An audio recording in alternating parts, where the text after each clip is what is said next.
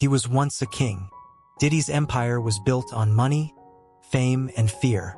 He conducted lives like a maestro, orchestrating a never-ending symphony of producers, models, bodyguards, managers, sound engineers, and journalists. He was everywhere, on magazine covers, at the top of the charts, in every headline.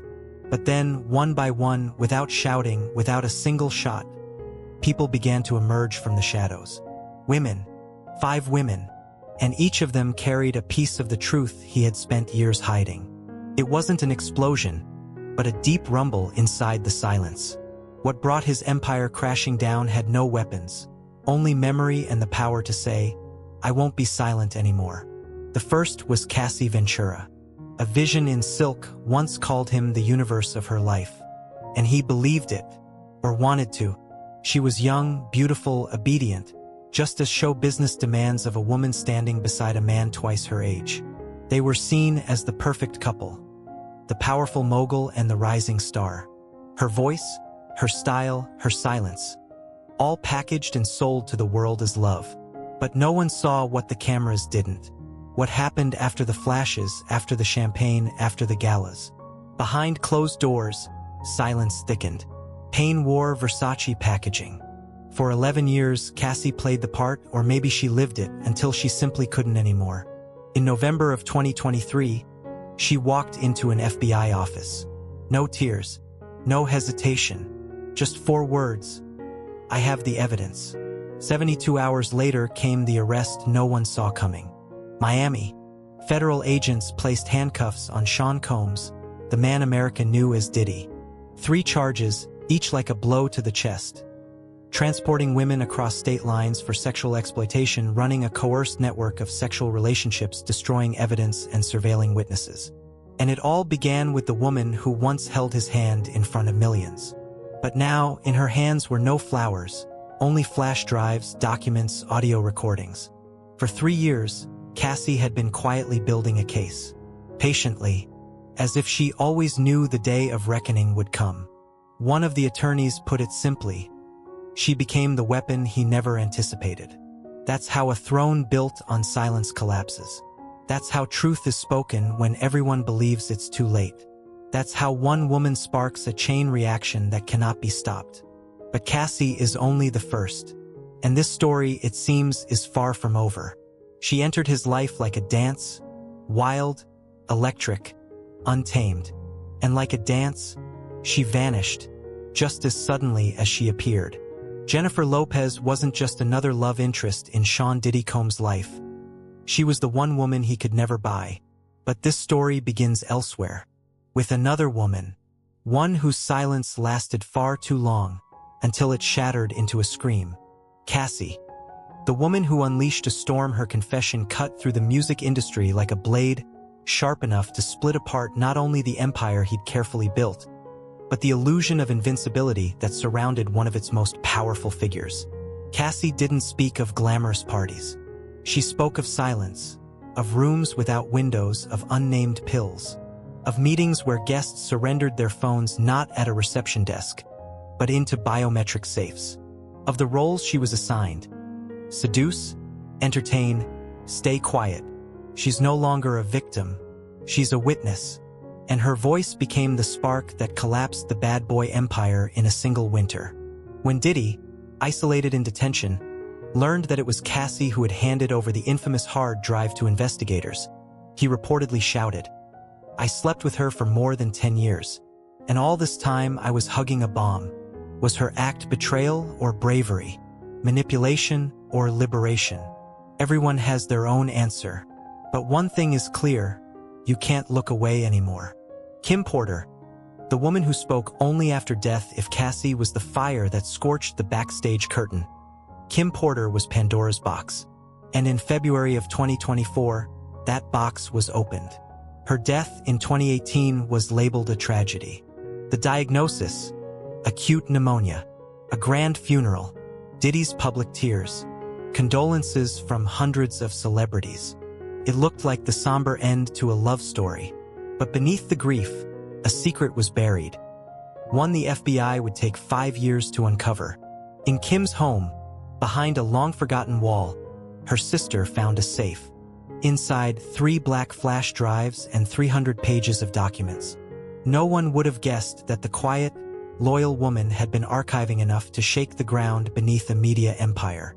The first video was blurry, faces unclear, but the voice instantly recognizable. Diddy's laughter, a girl's whisper, "You said it was a birthday, Diddy," and the click of a door locking from the outside. 16 minutes. The FBI later called it circumstantial, but compelling evidence of unlawful imprisonment and psychological coercion. The next files? Schedules of exclusive parties at a mansion in Hidden Hills. Names, times, notes on the women's conditions. At least 4 of them later ended up in hospitals. None ever spoke. Fear, money, or both sealed their silence. Kim Porter didn't scream. She documented, carefully, patiently, and now, from beyond the grave, her voice is the loudest of them all. When Diddy heard about the discovery, he reportedly scoffed during interrogation and muttered, "I should have burned that safe back in 2018. They're now calling it the dead woman's dossier, but its impact weighs as heavily as dozens of living testimonies. Still think it was just a tragic love story? I don't. This isn't the end. It's the beginning." Jennifer Lopez. The one he couldn't control, she shined beside him, and the world seemed to move in rhythm with their shared momentum. But Lopez was never one to follow. When the scandal broke, she didn't retreat into silence. She didn't make backroom deals, and she certainly wasn't afraid of losing her image. Her eyes showed no fear, just fatigue. She knew exactly where the game ended, and she walked away while it was still her choice to make. Not everyone had that luxury. In the early 2000s, they were hailed as the king and queen of New York. She was Jennifer Lopez, a dazzling star, singer, actress, and dancer, the embodiment of a dream shaped by Latin roots and relentless American drive. He was Sean Diddy Combs, music industry mogul, a man with an instinct for turning beats into gold and fame into an empire. Together, they seemed untouchable. Red carpet royalty, paparazzi darlings, dancing through nights that felt endless, until one night changed everything. It was December of 1999, a nightclub in Manhattan. The music was thumping, champagne flowing, when suddenly, gunshots rang out. Chaos erupted. Screams, panic. Police stormed in. Hours later, headlines blared across every front page. Jennifer Lopez and Diddy arrested. Reporters camped outside the station for days. Soon, Jennifer was released. He was not. Charges, investigation, and the abrupt end of their romance. They never spoke again. 2 decades passed. Somewhere deep in an FBI archive, that night gathered dust, until new technologies cracked the encryption once thought unbreakable. Among the recovered files, a forgotten tape. A recording made during Jennifer's first police interrogation, never presented in court. Her voice is trembling, raw, sincere. "I didn't know he had a gun. I didn't know he meant to scare anyone. I was there because I trusted him. If it means I won't be charged, I'll tell you everything. Even the things you didn't ask." The tape remained buried for 25 years. Then, in 2025, the case was reopened, not for the nightclub shooting, but for something darker. What once looked like wild parties now pointed to a calculated web of power, silence, and exploitation.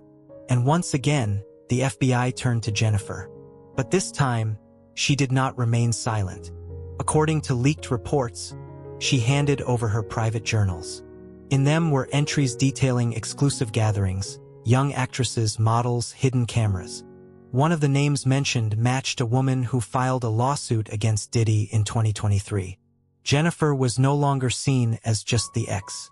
She became anonymous key witness number 7, the one who helped map out an entire system of seduction, manipulation, and abuse. When Diddy learned that Lopez was cooperating with investigators, he allegedly slammed his fist on a table during a meeting with his legal team and shouted, "I gave her that career. She stepped over my body to survive." By then, 3 women had already come forward. His world was crumbling. But one more voice was waiting. A woman he had forgotten. Someone he saw as just a dancer. Lorian Gibson, the woman who knew everything. Because, as she later said, he thought I was just dancing, but I was surviving. A story that began like a glittering Manhattan fairy tale ended as a haunting chronicle of power, betrayal, and female resilience. And when her voice, once shaking with fear, finally echoed out of the silence, it wasn't just a testimony. It was a reckoning. In the early 2000s, anyone remotely connected to the world of dance or show business knew her name. Lorian Gibson was fire in motion and steel in voice. She didn't just choreograph. She built an empire of rhythm, body, and pain. Her work pulsed through the music videos of Lady Gaga, Nicki Minaj, and Beyoncé. But long before that, before the spotlight knew her name, she stood quietly in the shadow of Diddy, his most loyal, his most irreplaceable. She didn't just shape Bad Boy Records. She made it a myth. You'd find her rehearsing at 2 in the morning, where Sauls wore thin and tears were never seen as weakness. She was there, behind the velvet ropes of private parties where no outsider's eyes were allowed. She saw everything, and she remembered everything. And then she vanished.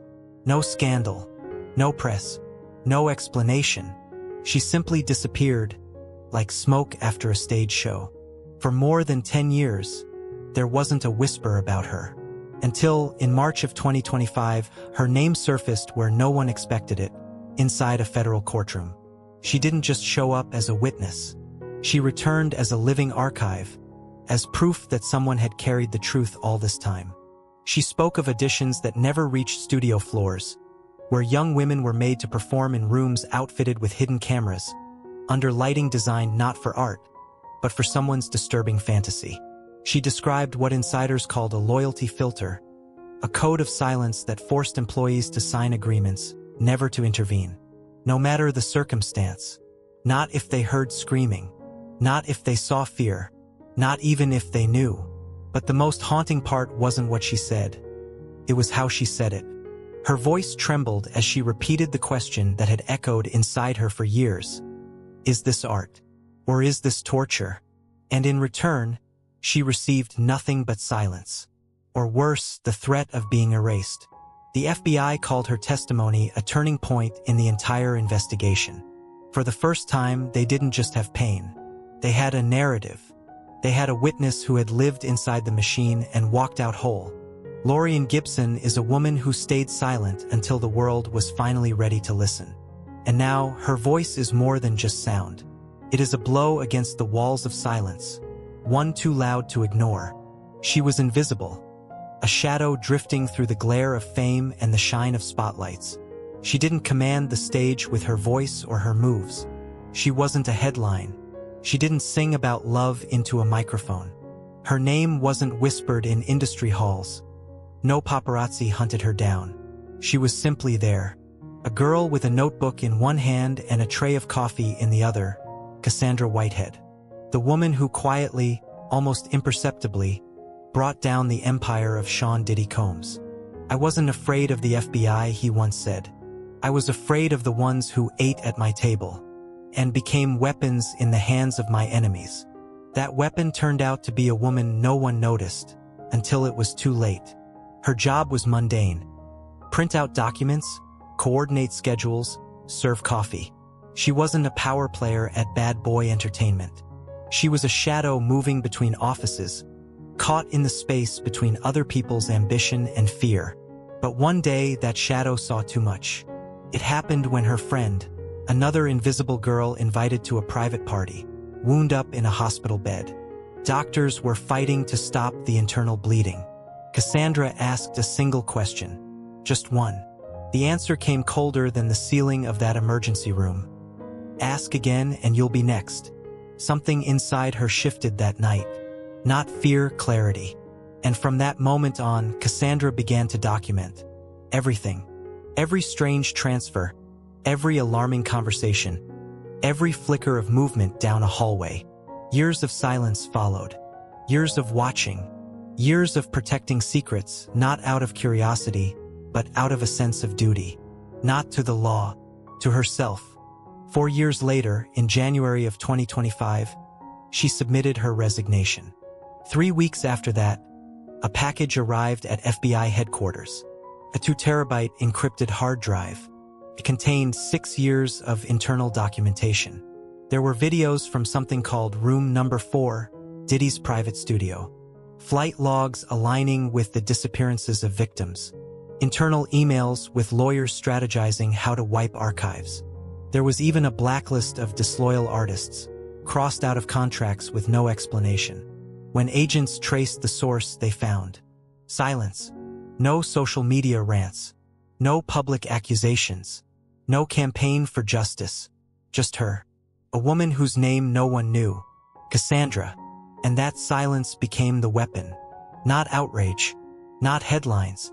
Not a viral moment. Just quiet, meticulously gathered truth, placed into the right hands at the right time. A federal judge signed the warrant. No bail. The empire collapsed. When asked why she did it, knowing the risk, knowing the power she was going up against, she answered simply, "I couldn't let another girl walk in there and come out someone else." What the press, the industry, and the loudest voices failed to stop for over 20 years was ended not by a scandal, not by a bullet, but by 5 women. Each one had once stood beside him. Each one delivered a single, final blow. But it all began with the one who said nothing.